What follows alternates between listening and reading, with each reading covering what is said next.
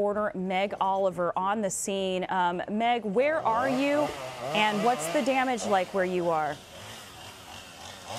Stephanie, we're in Florida City. This is the last stop before you reach the Keys, and I'm sure you can hear the buzzing over there. They have already started to remove some of these downed trees. This is one of the biggest ones in the area that's blocking the road. In terms of flooding, you can take a look. We don't have much flooding, but this entire neighborhood is without power.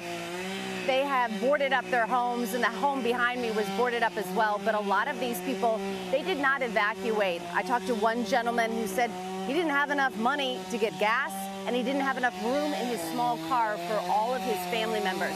Take a look over here. More trees down. This is what we've been seeing street after street. A lot of palm branches and trees. We also saw some down dangling power lines as well. A lot of these residents have been coming through, surveying the damage. They know it could have been a lot worse. Stephanie? Yeah, Meg, you tried to, I understand, also get to the Florida Keys earlier. We were just saying how that was the first place to see landfall here in the United States. How far did you get in that journey, and what did you see on the way?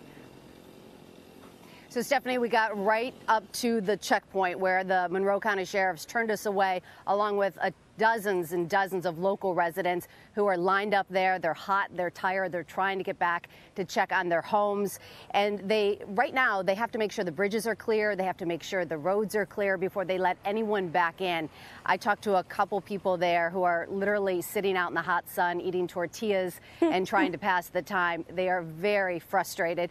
And one person told me she won't evacuate again if she can't get back in quicker next time. Let me show you over here now that the buzzing has stopped. They stopped just for a minute, but this tree is just so massive, and this is the kind of damage that we're seeing all over the place. Wow. When we left Doral, which is in North Miami, we basically just had to weave in and around trees just like this one to make it onto the highway. But once we got on the highway, it was smooth sailing, and we made it all the way down until Florida City. When we got stopped, they're hoping to let those residents in later this afternoon. Now, Meg, I know that you also covered Hurricane Harvey, which of course hit the Houston area just a few weeks ago. Can you compare the damage you're seeing today, the day after Irma made landfall in Florida, and what you saw in Houston, and some of the differences and similarities?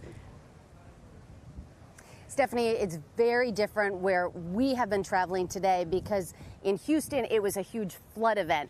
Here, the water seems to have receded quite a bit already, both cities, low-lying areas. But in Houston, it was such a slow go for that water to make it down through the bayous and into the bay. Here, it's more down power lines and trees. You can see here's a resident just driving through right now. But it's very different. A lot of people went to shelters early here in Florida because, remember, here in Miami, they thought this was going to be the bullseye for days. Right. One woman just drove back in, and she's going to check on her house. She went to a shelter. She went on Friday. She's glad she did. It's amazing that we're seeing that damage, even though that isn't where the bullseye was. Meg Oliver, thanks so much. Meg reporting from the scene in Florida City.